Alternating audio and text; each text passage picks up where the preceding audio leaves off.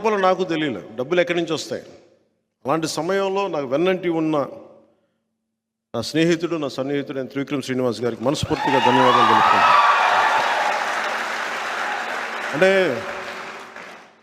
నేను సమాజం కోసం ఆలోచిస్తే నా కోసం ఆలోచించేవాడు ఒక ఉండాలి కదా. అలాగా వచ్చి నా కోసం ఒక వకీల్ సాబ్ అనే సినిమా చూపించి ఇది బాగుంటుందేమో చూడండి అంటే అలాగా వచ్చి ఒక 3-4 సినిమాలు చేశాం. నా కోసం ఆయన స్క్రిప్ట్ రాసి, ఆయనకి ఏమాత్రం నేను పాలిటిక్స్కి వెళ్ళడం ఇష్టం లేదు ఆయనకి. కానీ నా వ్యధ భరించలేక ఆయన జల్సాలో కూడా ఆ ఇంటర్వెల్ సీను నా కోపం, అది సగటు మనిషి తాలూకు కోపం ఇంటర్వెల్ సీన్. అది చిన్నప్పుడు ఒక టీన్స్లో ఈ ఉద్యమాల వైపు వెళ్ళిపోదాం అనుకునేవాడిని. ఆ కోపం అట్లాగే ఉండిపోయి నా వ్యధ చూసి ఆయన కనీసం ఇతనికి